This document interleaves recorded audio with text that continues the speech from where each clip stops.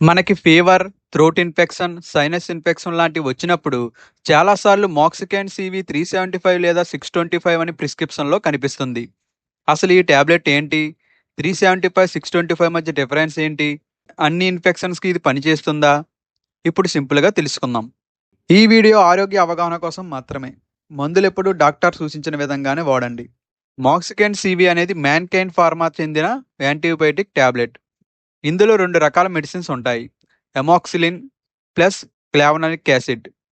మోక్సికాన్ CV 375లో amoxicillin 250 MG, clavulanic acid 125 MG ఉంటాయి.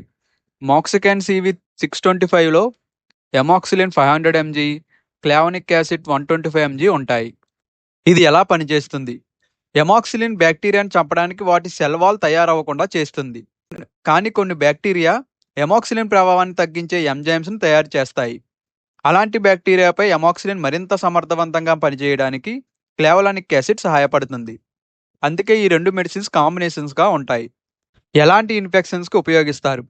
Doctor సూచించినప్పుడు ఈ టాబ్లెట్‌ను ఊపిరితిత్తులు, శ్వాసనాళాల ఇన్ఫెక్షన్స్, చెవి infections, sinus infections, urinary tract infections, skin మరియు సాఫ్ట్ టిష్యూ ఇన్ఫెక్షన్స్ వంటి బ్యాక్టీరియల్ ఇన్ఫెక్షన్స్‌లో ఉపయోగిస్తారు.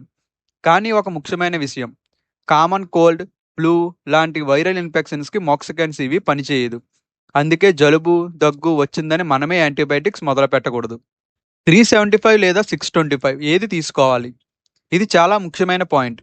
625లో మెడిసిన్ ఎక్కువ ఉంది కాబట్టి 625 అయితే త్వరగా తగ్గుతుందనుకోవడం తప్పు. ఏ స్ట్రెంత్ అవసరమో, ఇన్ఫెక్షన్ ఏంటి, ఎంత సివియర్‌గా ఉంది, పేషెంట్ కండిషన్ ఎలా ఉంది వంటి విషయాలను బట్టి డాక్టర్ నిర్ణయిస్తారు. అందుకే 375 బదులు 625 లేదా 625 బదులు 375 మనమే మార్చకూడదు. ఎలా తీసుకోవాలి? డాక్టర్ చెప్పిన డోస్, టైమింగ్, డ్యూరేషన్ ప్రకారం మాత్రమే తీసుకోవాలి. ఈ టాబ్లెట్‌ను సాధారణంగా భోజనంతో పాటు లేదా భోజనం ప్రారంభంలో తీసుకోవడం వల్ల స్టమక్ అప్సెట్ తగ్గే అవకాశం ఉంటుంది. ఒక డోస్ మర్చిపోయినప్పుడు కూడా ఒకేసారి 2 టాబ్లెట్లు వేసుకోకండి. ప్రిస్క్రిప్షన్ ఇన్‌స్ట్రక్షన్స్ ప్రకారం ఫాలో చేయాలి. సైడ్ ఎఫెక్ట్స్ ఏంటి? ఈ టాబ్లెట్‌లో కొంతమందికి loose motions, nausea, vomiting, stomach discomfort, skin rash వంటివి రావచ్చు.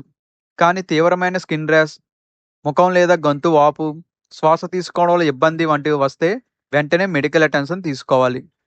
ఎవరు జాగ్రత్తగా వాడాలి? పెనిసిలిన్ లేదా ఇలాంటి యాంటీబయాటిక్స్ వల్ల ఇంతకు ముందు ఎలర్జీ వచ్చిన వారు డాక్టర్‌కి ముందే చెప్పాలి. అలాగే కిడ్నీ లేదా లివర్ ప్రాబ్లమ్స్ ఉన్నవారు కూడా మెడిసిన్ తీసుకునే ముందు డాక్టర్‌కి తప్పకుండా చెప్పాలి.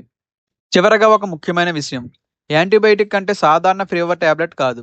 బ్యాక్టీరియల్ ఇన్ఫెక్షన్ ఉన్నప్పుడు మాత్రమే ఉపయోగపడే మెడిసిన్. అందుకే డాక్టర్ ప్రిస్క్రైబ్ చేసినప్పుడే తీసుకోండి. మీకు తగ్గింది అనిపించిందని ట్రీట్మెంట్ మీ ఇష్టంతో మధ్యలో ఆపకండి. ఇలాంటి మరిన్ని మెడిసిన్స్ వీడియోస్ కోసం తెలుగు మెడిసిన్స్ ఛానల్‌ను సబ్స్క్రైబ్ చేయండి.